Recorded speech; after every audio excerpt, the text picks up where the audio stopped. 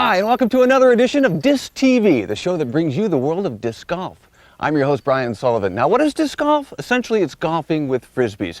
Every week, we're out on the PDGA National Tour, and this week, the tour stops at the University of North Carolina. We're at Chapel Hill for the Tar Heel Tournament. Now, funny thing is, just a couple hundred miles south of here in Augusta, Georgia, the Masters is going on. And trust me, this ain't no Masters here at the Tar Heel, but it will be a whole lot of fun. So don't go anywhere. Disctv is on the air right now. Also on the show this week, we'll talk with PDGA Competition Director Todd Branch about his experiences as a touring disc golfer, and we'll illustrate some of the rules for proper putting. It's all coming up on Disctv.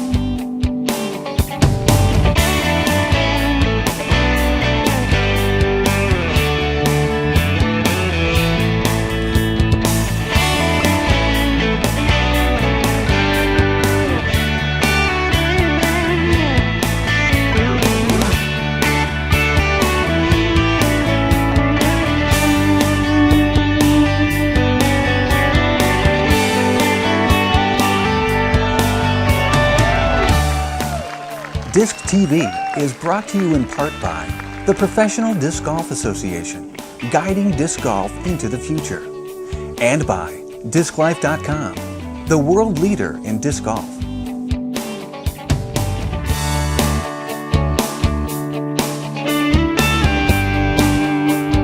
Hello and welcome to the University of North Carolina at Chapel Hill for Disctv's coverage of the Tar Heel Disc Golf Tournament. 108 pros and amateur players have come to test their skills on a challenging and beautiful course here on the UNC campus that features both wooded and open terrain, water hazards, and elevation changes. This weekend, 4 additional holes have been added to the original 18 to accommodate a larger field of disc golfers who will be playing a total of 3 rounds of 22 holes each before the Pro Open Final 9 showdown.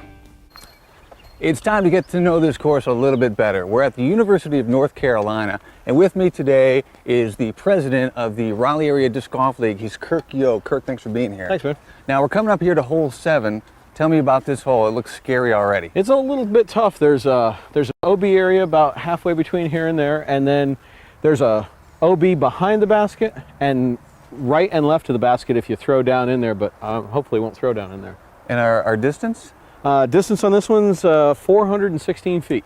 And what do you figure the distance is to clear the bushes and the shrubbery My here? guess is 180 or so, 180 feet from here to there, maybe Okay. 150.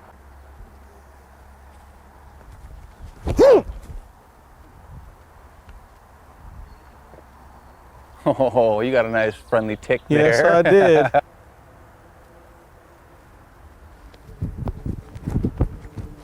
Get through. Get through. Nice shot. Very nice. That'll work.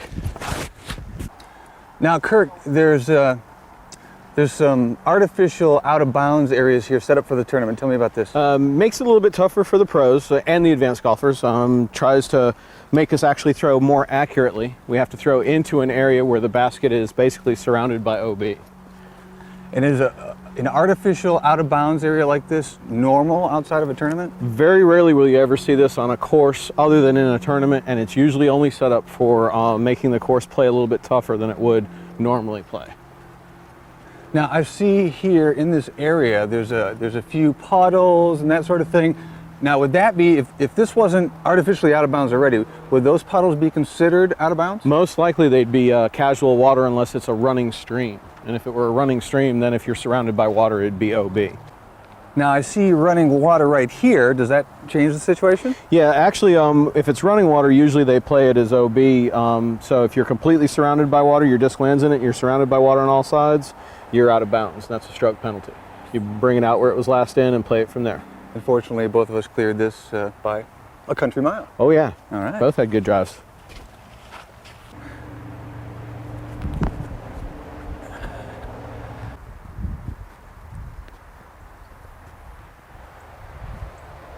Oh! Heartbreak, tragedy. Yep. Missed a putt. There you go. Good putt. And accurate. Well done. Kirk, thanks a lot for showing us around. No problem. It's a great course. So if people want more information about North Carolina disc golf, where can they go? Radl.biz, RADL.biz. It's the website for the Raleigh Area Disc League. We host about 50 events a year between summer doubles, PDGA tournaments, and monthly tournaments. So we got a lot going on in this area. So come disc golfing in North Carolina, and when you get here, tell them Kirk Yo sent you. Now for some highlights from this weekend's action. The weather was fairly cooperative, with temps in the 70s under partly cloudy skies, low swirling winds, and just a spot of rain on Sunday morning. After the first round, we had a three-way tie for the lead between Raleigh's Brian Schweberger, his touring partner Brian Mad Dog McCree, and Atlanta's Cameron Todd, who all shot well at 9 under par. Todd Branch was on fire in the second round, carding an 11 down to tie him up with Schweberger. Meanwhile, Mike Young was hot on his heels with a 10 down, but Young would struggle in the rough later and fall off the lead card. Scores were up in the third round, with Schweberger and Cam Todd each shooting a top round score of 8 under par, clinching their berths into the final 9 along with Todd Branch. A four-way tie for fourth place led to a playoff, and when it was all over, it was two North Carolinians, Walt Haney and Larry Leonard, who would earn their way into the final 9. And now, it's time for our viewer shot of the week. This week's clip was sent in by a Mr. Action Jackson, who captured a beauty of a shot thrown by Disc Golf Hall of Famer Carlton Howard. This is hole 9 at Earlwood Park in Columbia, South Carolina. Nice! We gotta see that again.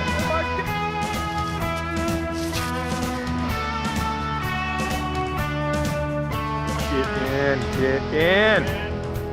Ah! Woo!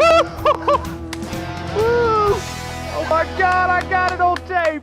Still to come, we'll sit down and talk about the touring life with PDGA Competition Director Todd Branch. And we'll take you out to the action of the final 9. That's coming up when Disctv returns.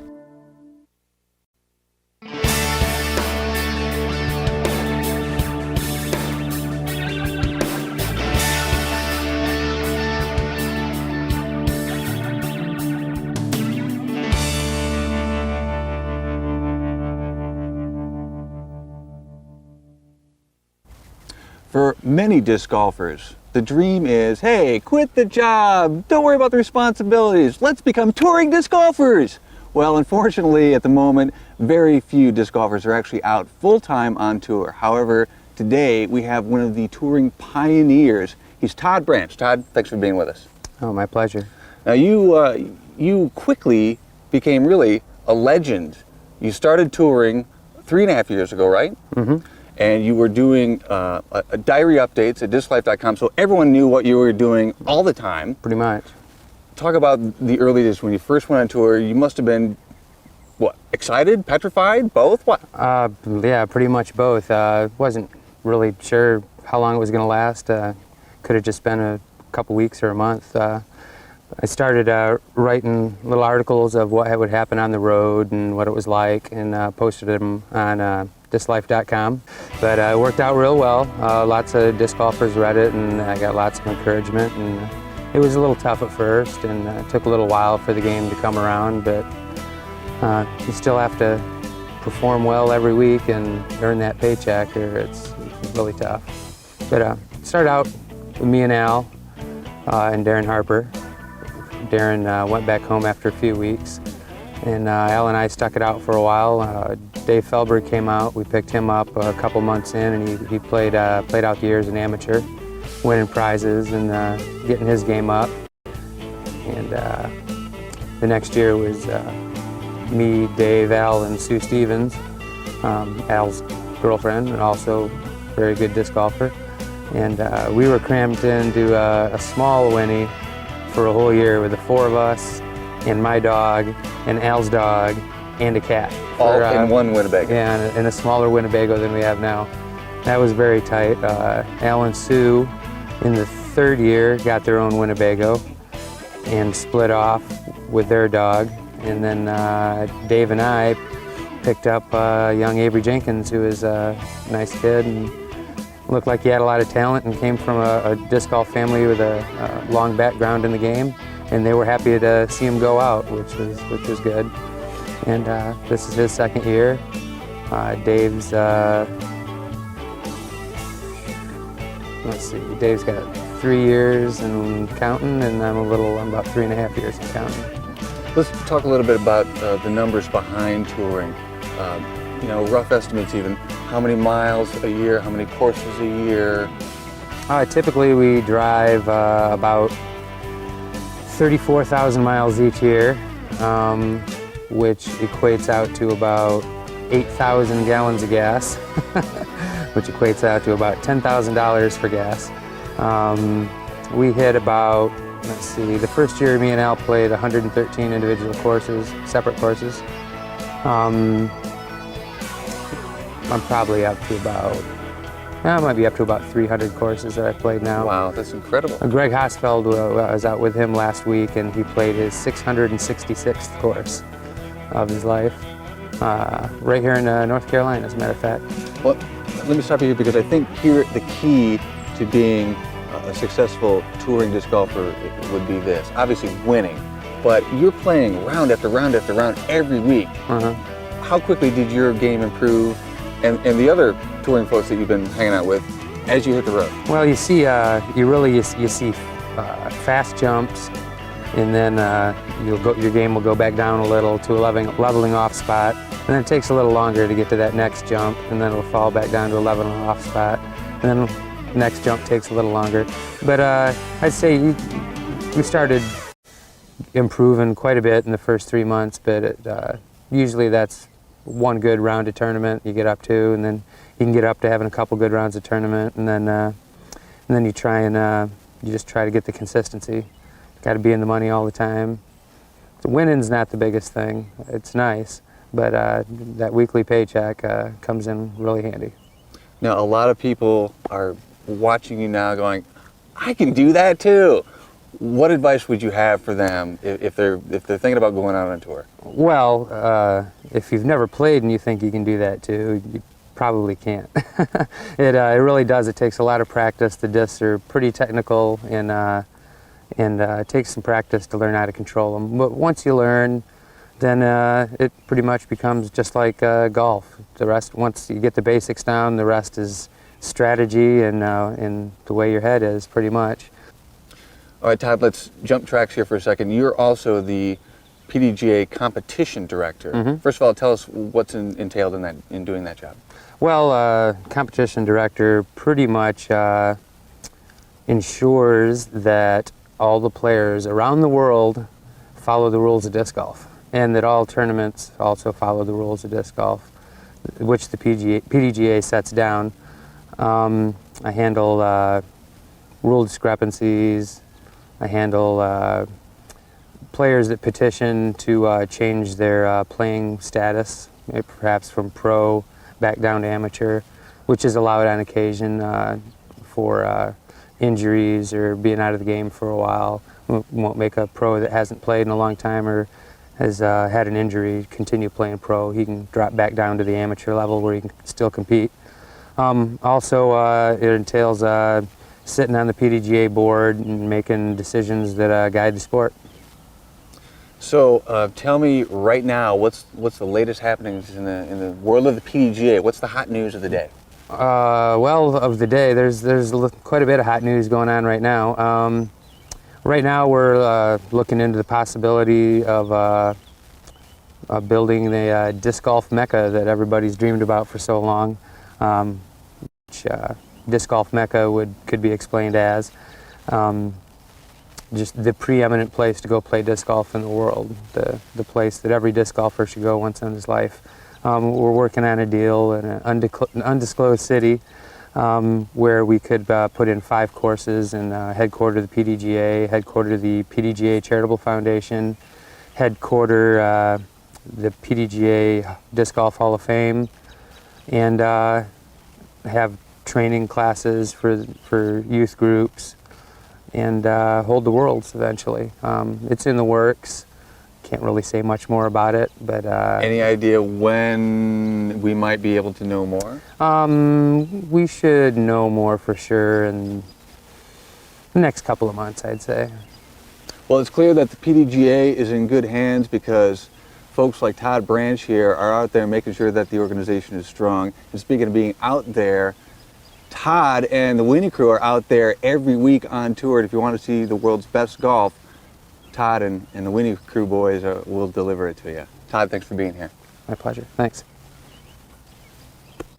Coming up next, it's a lesson in Disc Physics 101 as Todd Branch and Dave Feldberg discuss the basic rules of putting.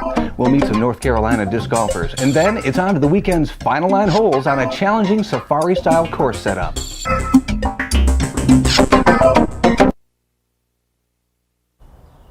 Hi, I'm Todd Branch. I'm going to be showing you some of the things that you'll be seeing on Disctv that you might not understand. For example, marking the lie. With me today is my friend and co-Winnie crew member, Dave Feldberg. He's going to be doing the demonstrating for us. Okay. Go ahead and plop a disc down. Well, first the disc. After Dave throws the shot and it lands in this particular spot, he's probably going to want to reuse that disc. So what he's going to do is mark it with a mini. Mini. Which is, he's going to place it directly between the disc and the basket, as close to the disc as he can. Now, for his next shot, he can pick up his disc, and for his next shot, he has to keep his foot directly behind the mini, in line with the basket. You'll be seeing people do this all the time. They'll get their foot down. Go ahead, Dave. Right behind the mini. Now, you have 11 inches, it's 30 centimeters exactly behind it. So I could, if you wanted to, I could be here, but directly in a line from the pole through the mini. So now I'm in my stance. And the rule is that I can't go past it. My foot has to stay planted in this spot behind it. So as I throw, I have to stay, I have to wait for it to come to a rest in the basket. Then I can bend down and pick up my mini. And now it's a good putt. All right, in some instances, Dave will be behind an obstacle and he'll place his mini down, and he won't want to go putt from directly behind the mini. He's going to have to do what we call a straddle putt and move out to the side. Now on the straddle putt, you go ahead and you place one foot directly behind the mini in line like you're supposed to, and you can take the other foot and take it out perpendicular to the line of the basket. So if this is the line, you get a 90-degree angle, and your other foot can't go past that angle. It has to stay behind it. And so that gives me the advantage, so I don't have the trees in my way. Now I can step around it, and it's a wide open putt. Great. Now, sometimes you'll see people hopping over their mini. Now, if you're more than 10 meters away from the basket, you're allowed to do what's called a falling putt, which means that after you release your disc, you're allowed to go past the mini. Let me show you. Dave will show you here. He's marking off about 11 steps, which is approximately 10 meters. On some courses, they'll have the 10-meter line marked. For most purposes, we have to estimate it ourselves. It's approximately 30 feet here, 33. What you can do is you line up, and it's not a jump and then putt. It's a putt and then jump. It's just to carry momentum, so you can get more momentum on the frisbee. It'll carry your momentum. It'll carry your momentum along, so that you don't have to throw it quite so hard. You can pretty much use your normal putt, but it gets a little more force behind it. Let me try another one. You can also do this in the straddle position he was talking about. You just step out.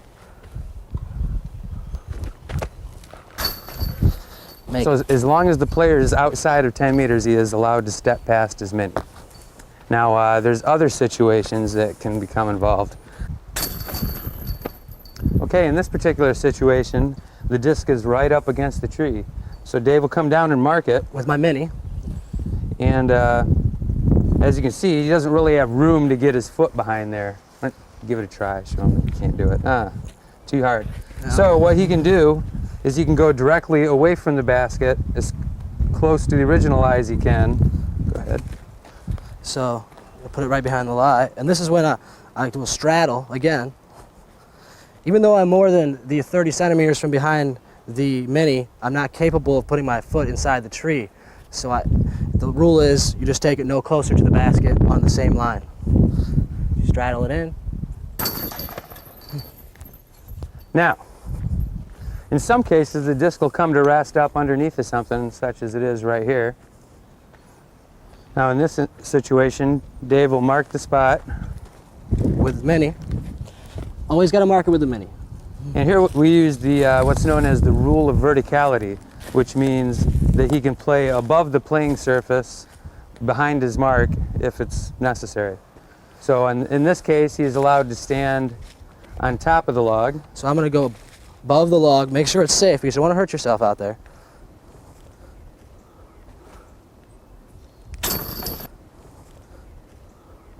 All right, in this case right here, Dave's going to mark his lie. Now, most people when they putt prefer to have their weight on their right foot. So, Dave is going to take his legal 30 centimeters behind the mark. The reason for this is because if I'm standing like this comfortably, I'm past the mark. It can't be past the line. It's a circle, but it's about right here, and my toe would be past it, and that's called a foot fault. So what I will do is take my 30 centimeters I'm allowed by using my shoe, which I've measured to about right here. I'll make my mark in the ground. Then I'll stick my toe on that mark where I'm legal, and now I can lean forward with my right foot. I don't have to worry about being past the mark or cheating. So then I just take it and straddle putt it in.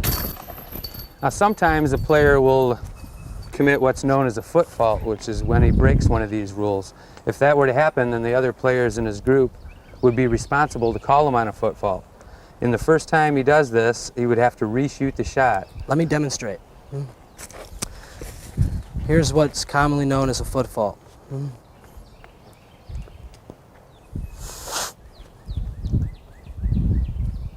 right, Dave's foot was too far forward, his right foot. So the other players in his group, if they're paying attention, would call a foot fault, and Dave would have to re-throw that shot. Okay, so let me redo it. Now I've already been warned once, so now I'm redoing it. Okay, sometimes during a tournament, a player will commit a foot fault, such as Dave will demonstrate here. In this case, Dave's right foot is too far forward. So as a member of his group, I will call a foot fault, and another member of the group will have to second that call. In this case, Dave gets warned about the foot fault, which means that without penalty, he can come back and re-throw the shot. I'll give it another try. Now this time, Dave stepped past his mini when he was within 10 meters, so that would be a second foot fault. He's already been warned, so this time he would receive a one-stroke penalty for the second offense. So, thus far we've covered foot faults, which can include lining up wrong or stepping past your lie within 10 meters. We've covered the rule of verticality, which allows you to play above your lie if there's an obstacle in the way. We've covered the rule of playing within the same line if you're up against the tree and you can play behind it. We've covered a little bit of jump putting, which is sort of hopping past your lie when you're outside the 10-meter line. And we've covered warnings and strokes for such violations. Each week here on Disctv we'll be covering the rules and technique of the game, and we invite you to join along with us. Thanks for helping me out with this, Dave. Yep. And we'll see you next week out in the fairways. And until then, happy flights.